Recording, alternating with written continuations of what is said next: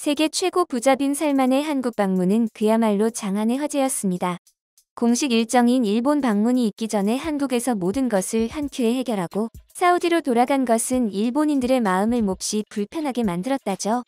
빈 살만은 네옴시티 관련 사업을 한국 기업들과 함께하기로 결정했는데 그 중에서도 특히 더 큰 만족감을 드러낸 것은 해수 담수화 분야였습니다. 다른 어느 기업도 아닌 한국 기업과 함께할 수 있을 것 같다며 기뻐했는데요. 그도 그럴 것이 해수 담수화에 있어 한국을 따라올 자가 없기 때문이었습니다. 이 소식을 전해 들은 사우디 국민들도 기쁨을 감추지 못했다고 하는데요. 이들이 이토록 한국을 환영하는 이유에 대해 한번 자세히 알아보도록 하겠습니다. 최근 사우디 주요 관계자들이 빈 살만 왕세자보다 약 10여일 먼저 한국에 도착해 국내 주요 기업들과 면담을 진행했는데요. 여기서 사우디 측은 자신들이 구상하고 있는 해수 담수화 프로젝트와 향후 발주 계획 등을 소개하고 우리 기업들에게 참가를 요청했다고 합니다.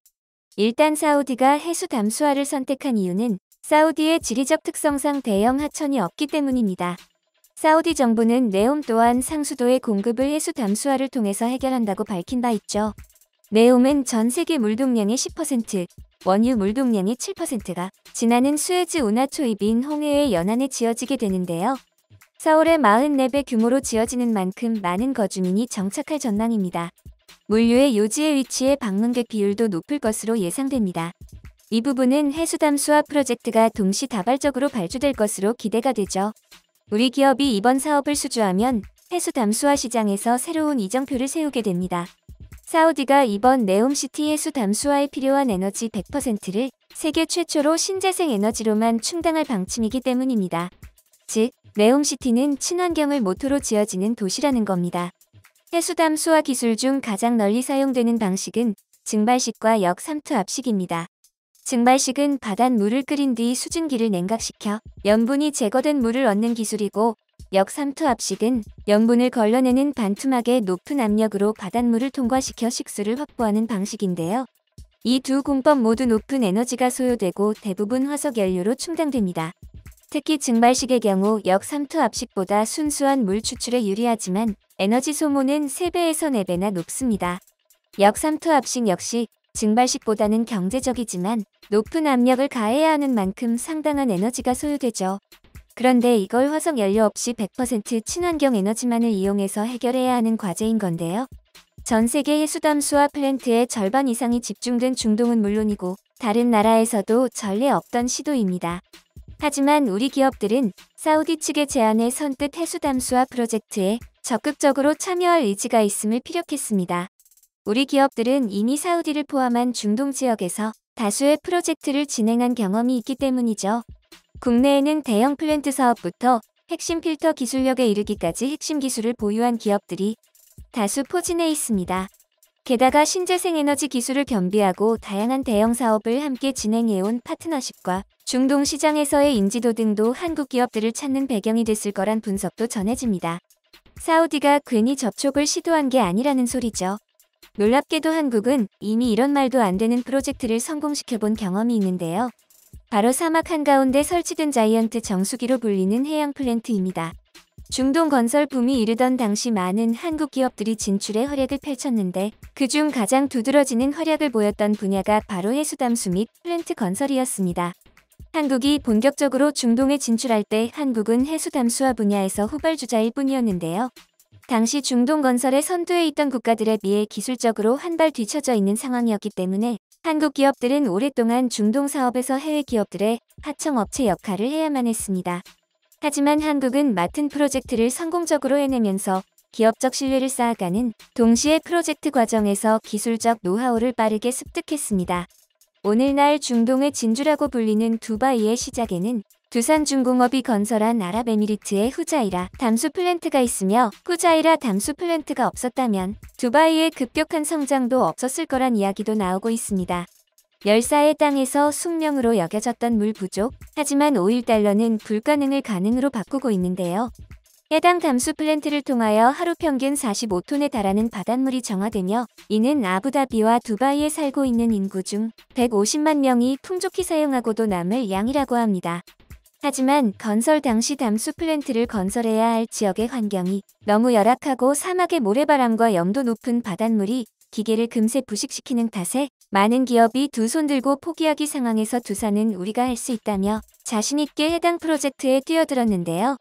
당시 사람들은 두산의 이런 모습에 불신 가득한 시선을 보냈지만 두산은 보란듯이 해수 담수 플랜트 건설에 성공하면서 실력을 증명해냅니다. 이때 배운 기술과 노하우로 두산은 현재 담수화 기술에서 세계 1위라는 자리를 차지하고 있습니다. 두산중공업이 아랍에미리트 정부로부터 약 8천억 원에 수주한 이 사업은 당시 담수 용량 기준 세계 최대 규모, 최초 증발식, 역삼투압식 혼합 담수 시설이라는 기록과 동시에 22개월로 동급 최단 생산 공기 달성이라는 진기록을 세웠습니다. 후자이라와 같은 담수 플랜트 덕분에 사막 지역인 아랍에미리트의 수도, 아부다비와 두바이 등 대도시의 도심은 전혀 사막이라곤 믿어지지 않을 정도로 푸른 모습과 함께 도시 곳곳에 잔디가 깔려있고 나무가 심어져 있는데요. 또한 정원 흙바닥 밑에는 한국 주택의 난방 보일러 파이프가 깔려있듯이 물을 공급하는 호스가 꼬불꼬불 깔려 있습니다. 두산은 물 관련 사업은 이미 본인들의 주력 사업으로 자리 잡았다면서 두바이를 거점으로 중동 시장을 본격적으로 공략할 계획이라고 밝히기도 했습니다. 이를 증명하듯 두산중공업은 중동에서 RO 설비 플랜트 수주 3건을 독식하는 등의 위상을 한껏 뽐냈습니다. 이처럼 두산이 사업 포트폴리오 자체를 물 관련 사업으로 재편한 이유는 해당 사업이 황금알을 낳는 거위처럼 시장 규모가 급격하게 커지고 있기 때문입니다.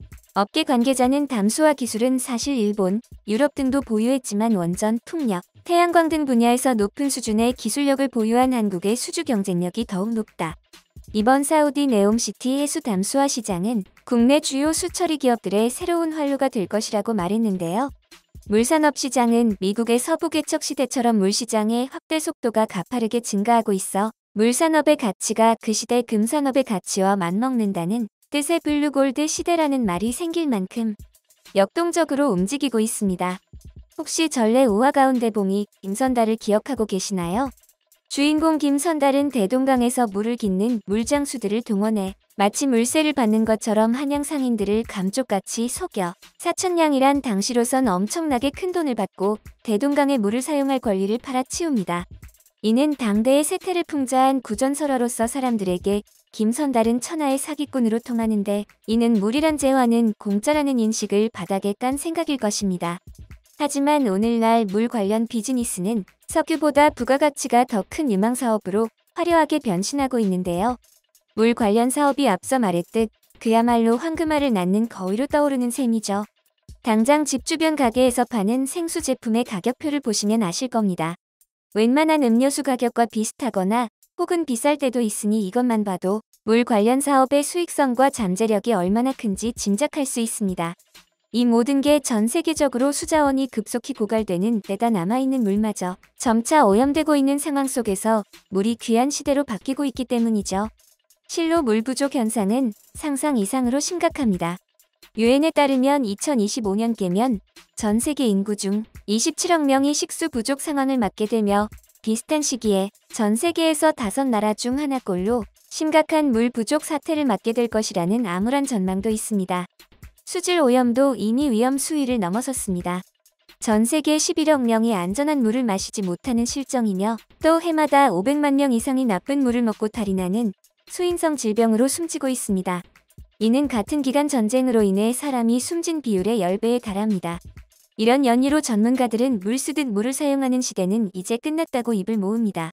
LG경제연구원의 유호연 선임연구원은 심지어 20세기 전쟁의 대부분이 석유를 얻기 위한 것이었다면 21세기 전쟁은 물을 얻기 위한 게 될 것이라고 말할 정도죠.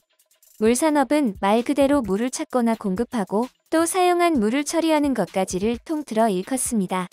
여러분이 잘 아는 상하수도 사업을 비롯해 바닷물을 민물로 만드는 해수, 담수화 사업이나 생수 제조업이 대표적인 물 사업이죠.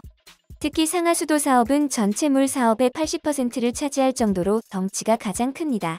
2010년 기준으로 세계 물 산업 시장의 규모는 5,075억 달러였습니다.